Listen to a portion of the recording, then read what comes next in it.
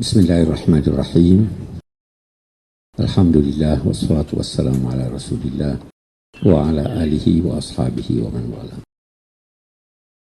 Ibu Rektor yang saya hormati, ibu-ibu, bapak-bapak, saudara-saudara sekalian, Assalamualaikum warahmatullahi wabarakatuh.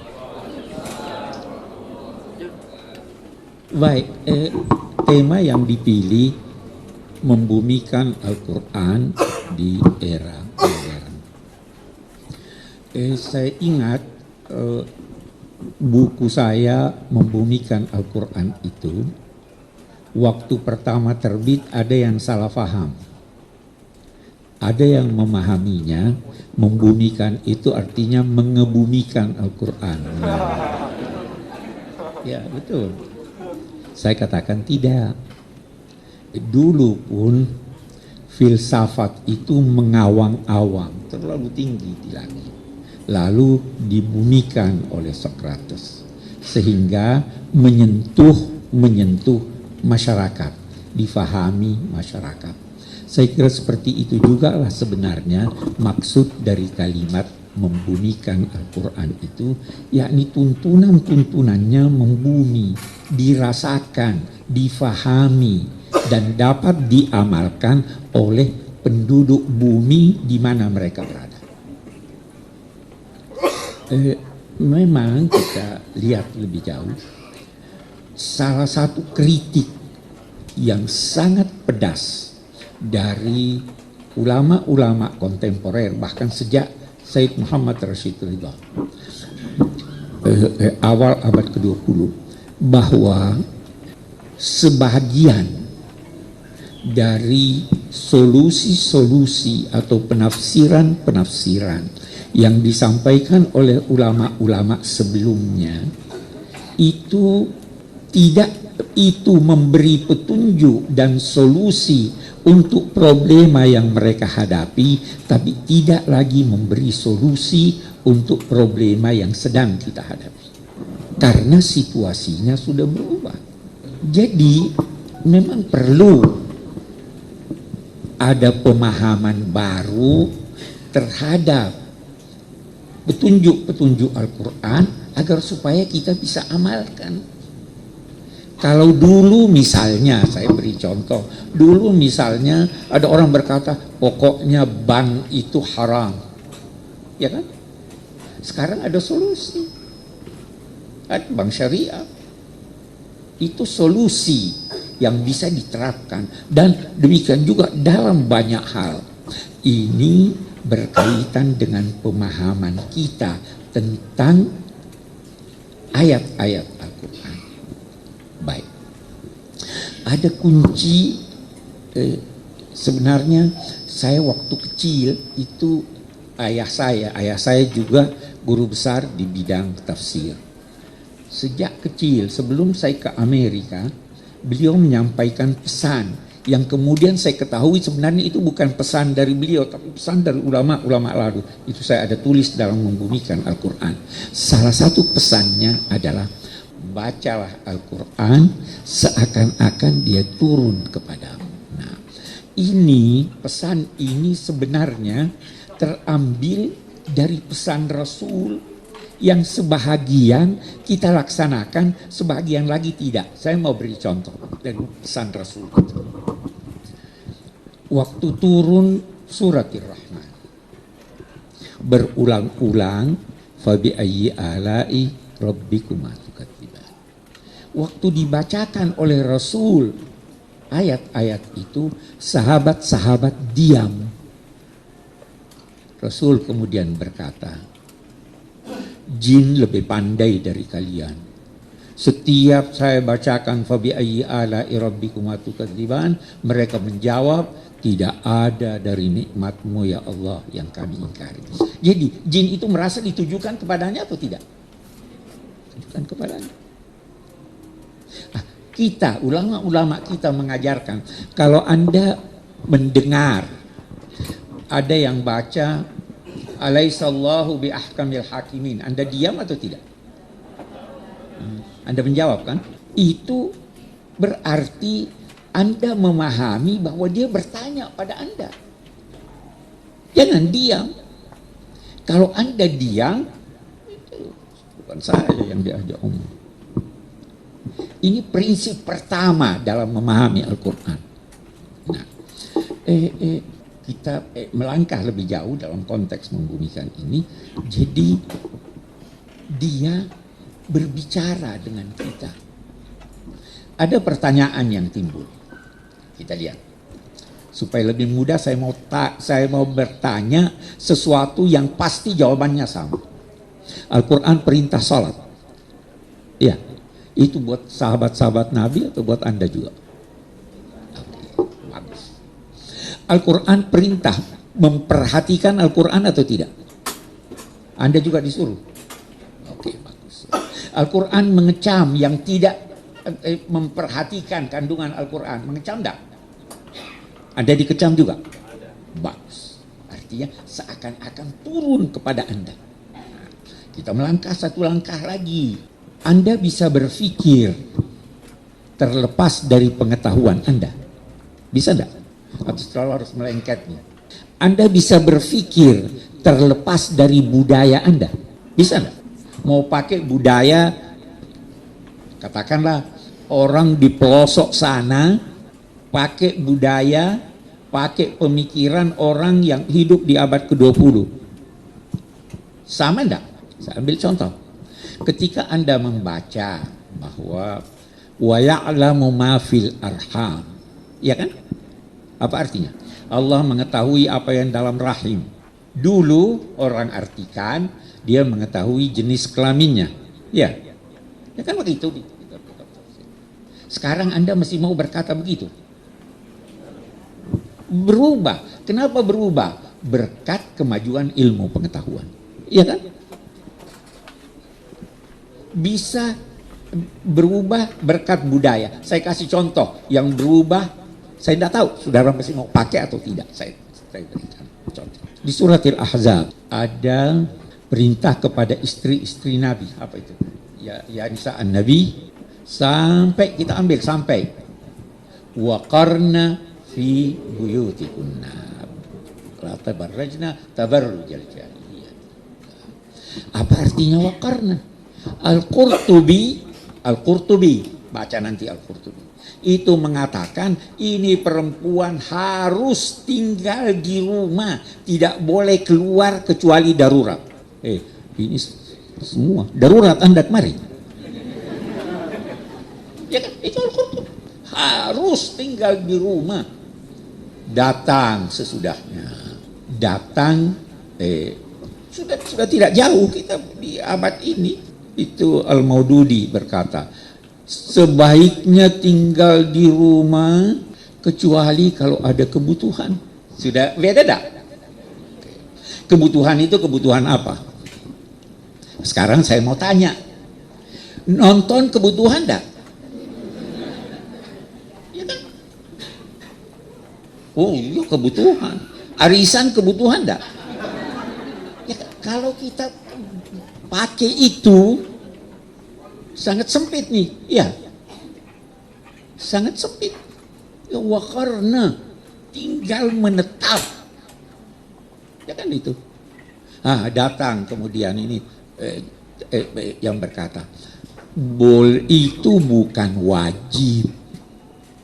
Sudah beda sekarang. Itu Said Hawa berkata itu bukan wajib, itu anjuran. Datang Said Qutb berkata waqarna itu memang berarti mantap dan berat, tapi artikan jadikan rumah tanggamu sebagai perhatian utama. Sudah beda enggak ini? Sudah tidak mau pakai yang dulu. Ada sekarang orang berkata, kita bertanya, rekreasi itu perlu atau tidak? Anda sudah berkata perlu. Kalau begitu boleh dong rekreasi. Selama la tabarrajna tabarrujal jahiliyah. Itu pemikiran berubah akibat apa? Akibat perubahan sosial. Kalau mau membumikan Al-Quran, perhatikan budaya Anda, perhatikan pengetahuan Anda, itu baru bisa membumi. Kalau tidak, tidak akan membumi. Jadi kembali kita. bacalah Al-Quran seakan-akan dia turun kepadamu. Itu sebabnya Abbas Al-Aqad ada berkata, seandainya sahabat-sahabat itu hidup pada masa kita sekarang, maka pasti ada pendapat-pendapatnya yang dikemukakan pada masa Rasul dan sesudah masa Rasul diubahnya karena terjadi perubahan. Ya kan? Pasti. Nah, bacalah Al-Quran seakan-akan dia turun kepadamu. Kita melangkah. Ada ungkapan, kalau Anda ingin bercakap-cakap dengan Allah, maka berdoa. Ya kan? Ya Allah, kasih saya ini, kasih saya. Kalau Anda ingin Allah bercakap-cakap dengan Anda, bacalah kitabnya. Itu Allah bercakap-cakap.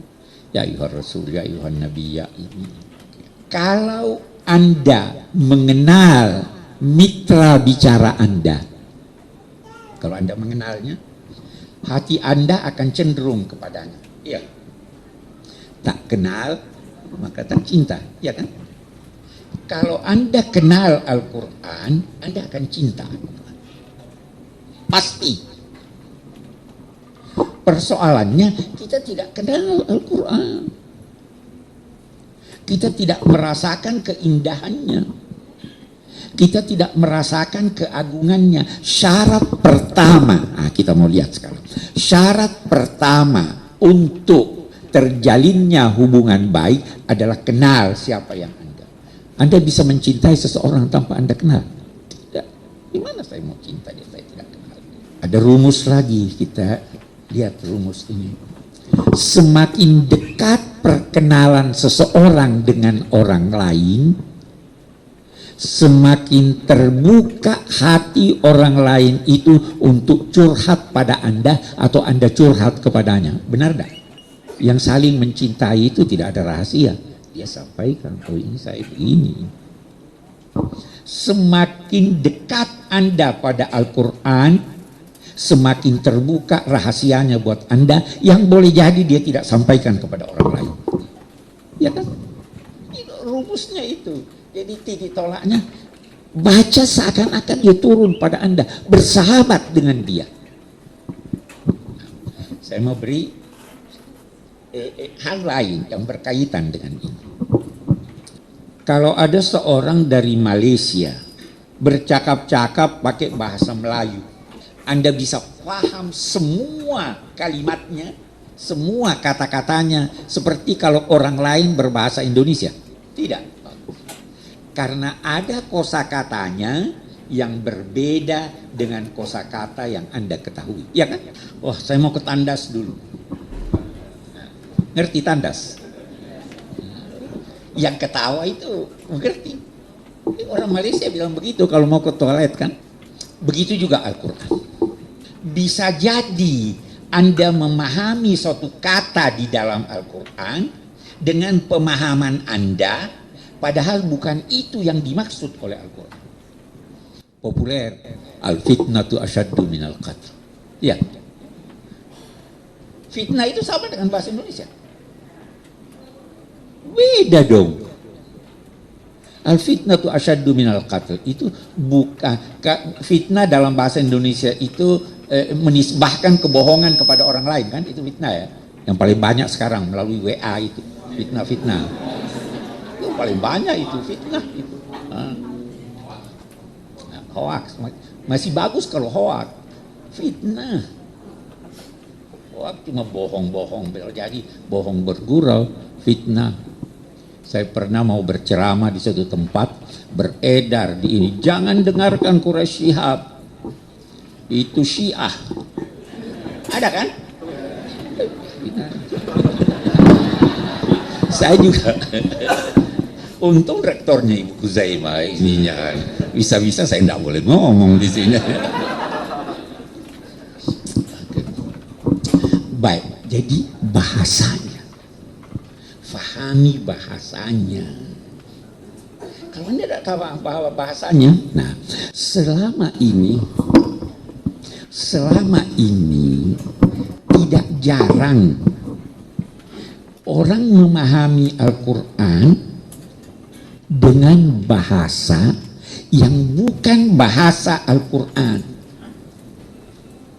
Saya beri contoh lagi.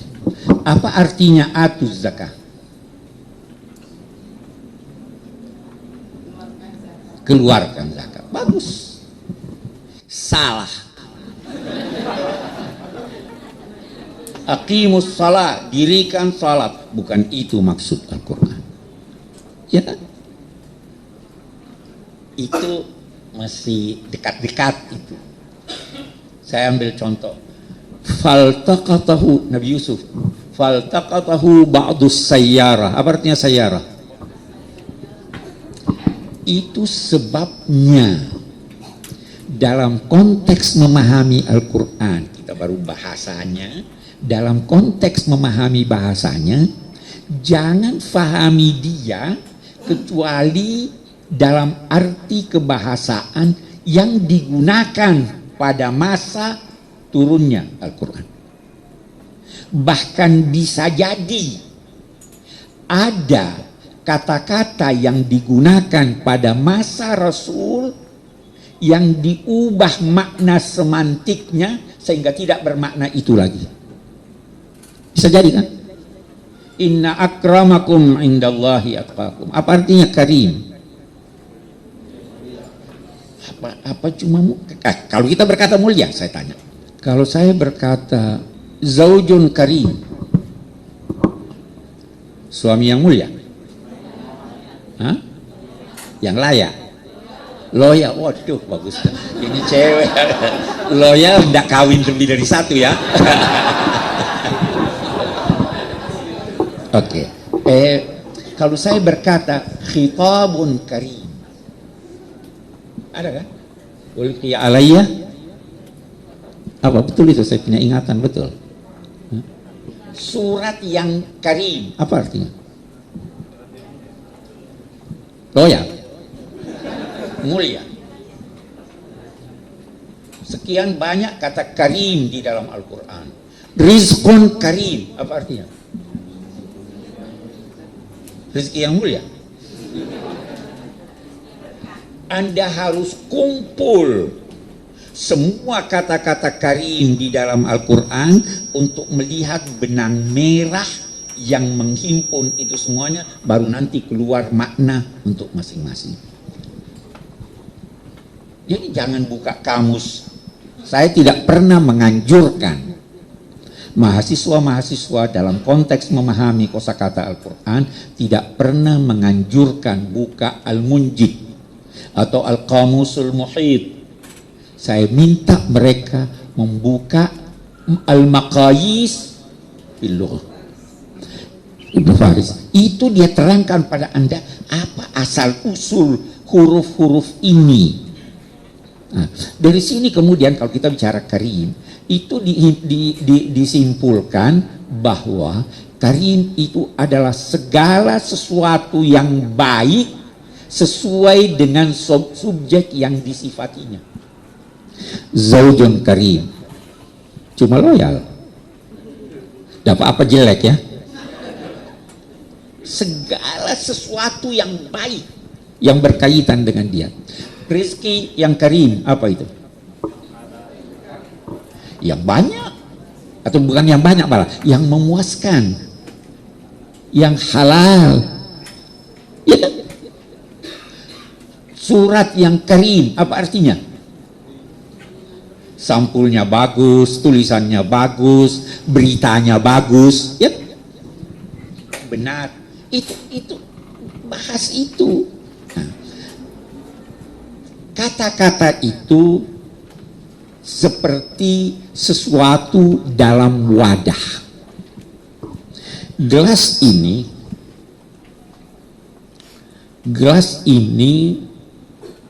penuh atau tidak? Tidak penuh. Artinya mestinya masih ada air lagi sesudah ini ya.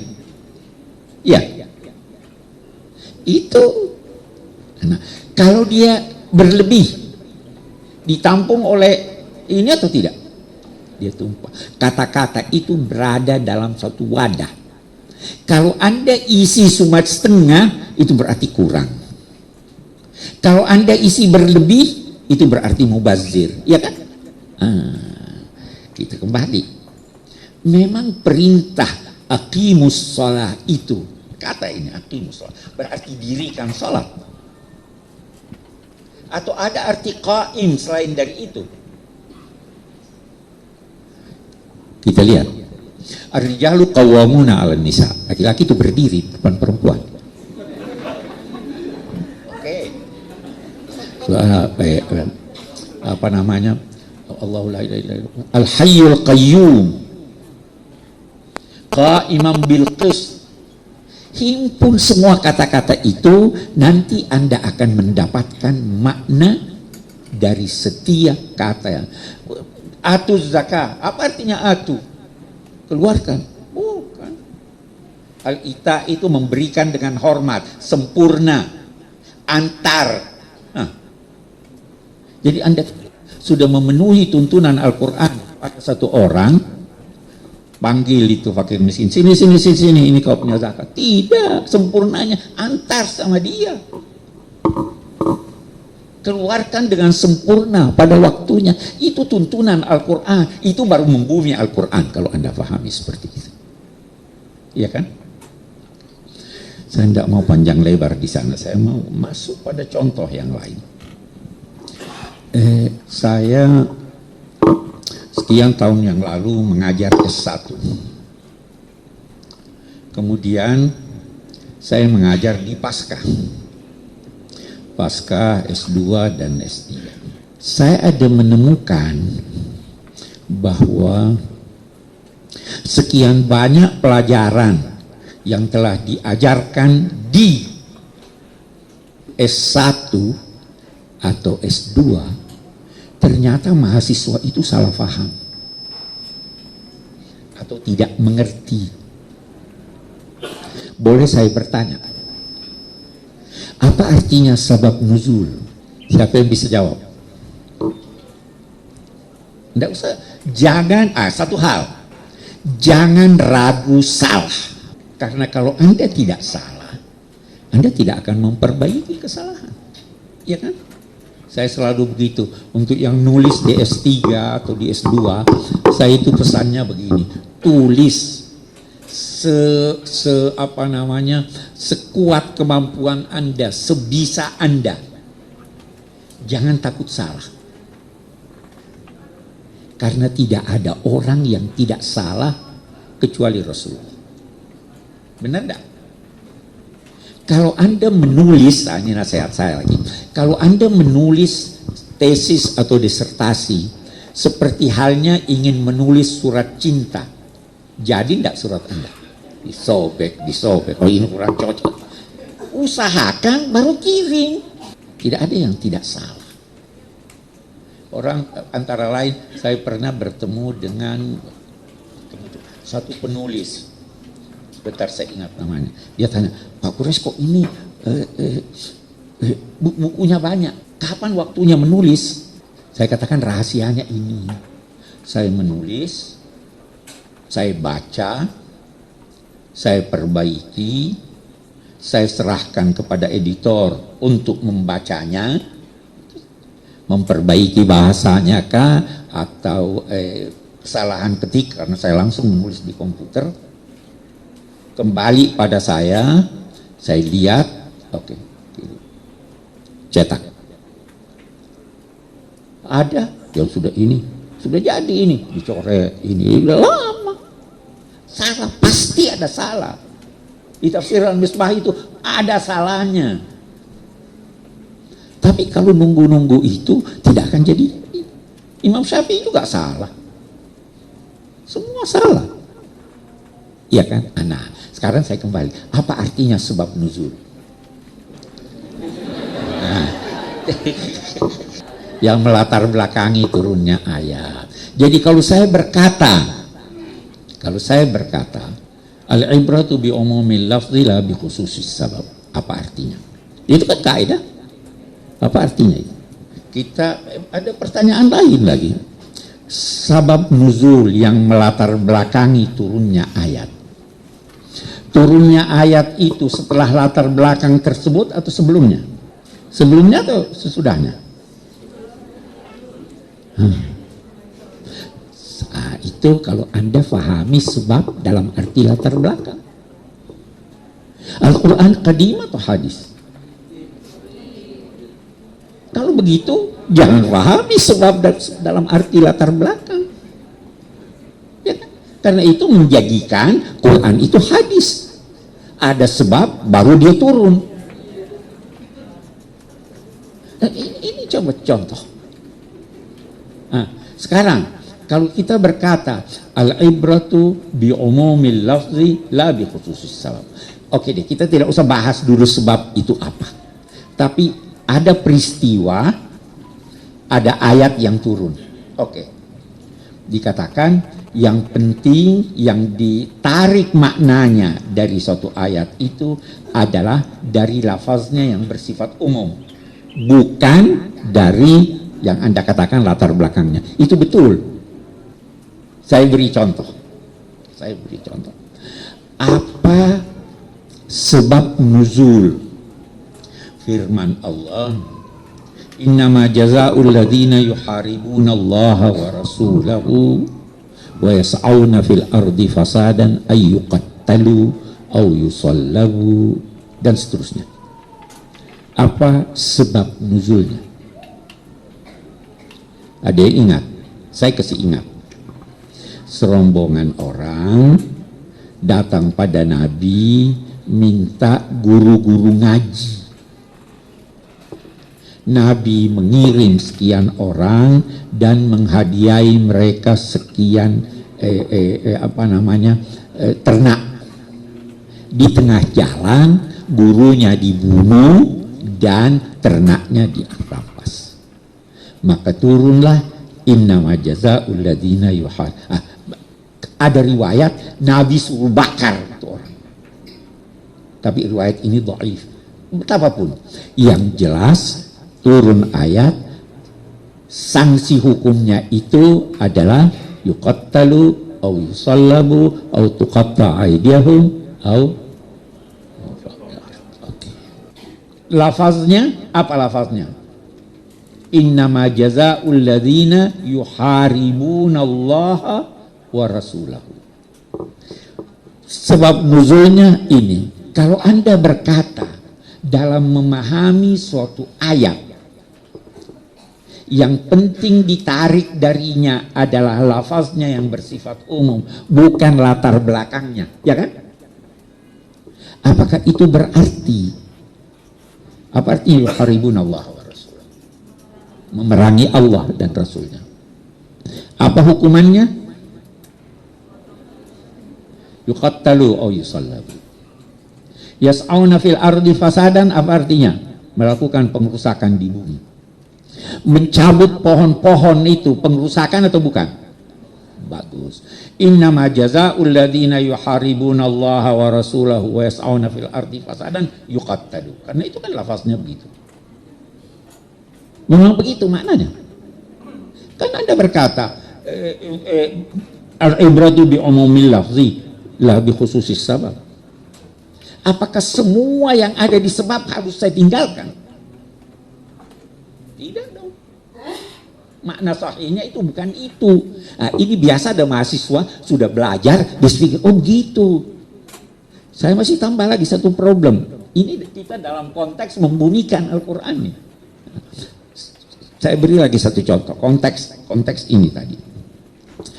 Kalau ada satu peristiwa, kita lihat, yang menjadi sebab si A itu mati karena ditabrak mobil. Peristiwanya mobil nabrak dia. Apakah sebab nuzul itu hanya mobil yang nabrak dia yang harus saya perhatikan? Atau ada hal lain? Pertanyaannya, suatu peristiwa itu kalau terjadi apa saja yang perlu diketahui? Anda bisa bertanya, oh itu si A ketabrakan, dia ditabrak mobil. Pertanyaan Anda bisa, di mana itu tabrakan? Ya kan? Kapan? Siapa yang nabrak? Mengapa? Bagaimana? Banyak pertanyaan. Nah, ketika saya berkata meninggalkan sebab nuzul, apa semua pertanyaan ini saya hapus? Tidak. Peristiwanya tetap terjadi, itu yang kita perhatikan, tapi harus diperhatikan juga kapan, di mana, siapa. Itu baru namanya sebab nuzul, bukan tinggalkan semua. Selama ini pun ada yang berkata pokoknya dikaitkan dengan peristiwa itu, yang dihapus cuma siapa, tidak perlu tanya siapa. Ada yang berkata tidak, harus lihat juga waktunya. Itu nanti tanya Ibu Uzaimah, dia lebih tahu dari saya. Perbedaan pendapat ulama antara Imam Hanafiyah dan Syafi'iyah menyangkut perampok yang dijatuhi hukuman ini, apakah itu yang terjadi di kota atau itu terjadi di daerah yang sepi. Itu beda. Nah, kemudian kita lihat sekarang. Saya pernah dalam salah satu rapat di Majlis Al-Hukama, Syekh Azhar mengeluarkan pernyataan. Pernyataannya itu setelah pernyataan beliau itu setelah ada pilot Suriah dibakar oleh ISIS. Pernah ingat itu? Lihat gambarnya. Terus Syekh Azhar menyatakan begini, itu harus dijatuhi hukuman yang paling berat, karena Allah berfirman, innama jazaa'ul ladzina yuharibuna Allah wa rasulahu. Saya waktu itu, Syekh Azhar ini lebih muda dari saya. Saya katakan, Maulana, pernyataanmu itu menimbulkan kesan negatif, seakan-akan Islam membenarkan potong tangan ini. Nah, ada satu ulama berkata, enggak, itu majaz. Saya bilang bukan itu maksud saya. Maksud saya itu barangkali tidak harus ayat itu yang dikemukakan sekarang. Apalagi, nah kita lihat, apalagi ulama-ulama itu beda pendapat menyangkut kata innama jazaa'ul ladzina yuharibuna Allah wa rasuluhu ay yuqattalu, au menyangkut au, apakah itu litafsil atau litakhir. Datang satu ulama lain, itu bukan hakikat, itu majaz. Sudah beda-beda nih pendapat. Saya bilang saya tidak mau bahas itu.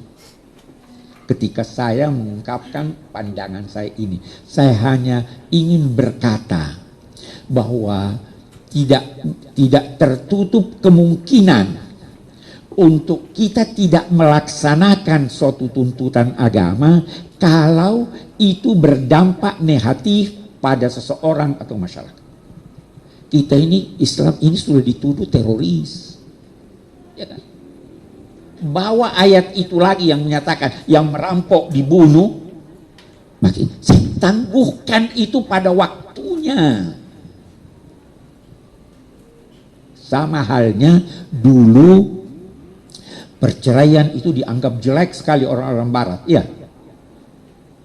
Udahlah, diam aja. Kan boleh mengapa namanya itu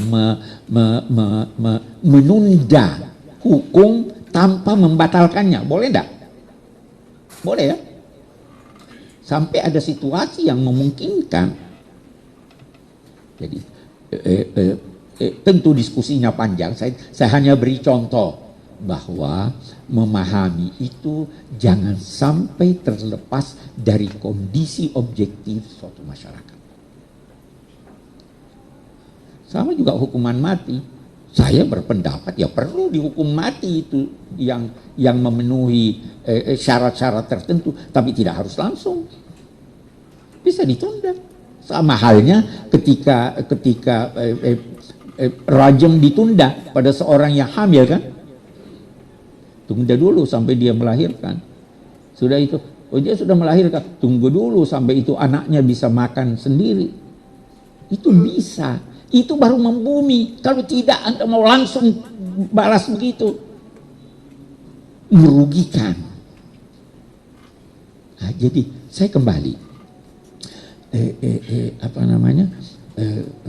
Asbabun nuzul itu harus difahami artinya dan dilihat kondisinya ketika itu bagaimana. Itu sebabnya ada ulama yang berkata al-ibratu bi khususis sabab la bi umumil lafz.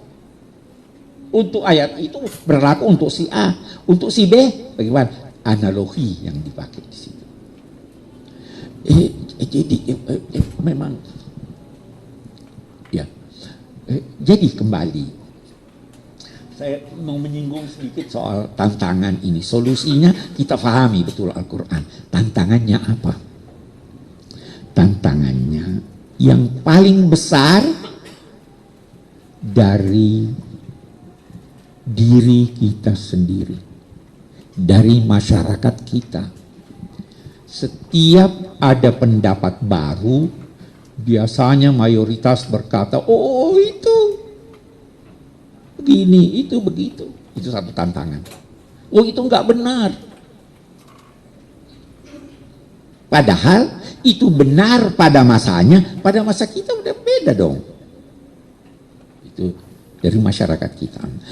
Di sisi lain, tantangan yang paling besar juga adalah orang-orang yang hanya memperhatikan kondisi sosial tanpa memperhatikan Al-Quran.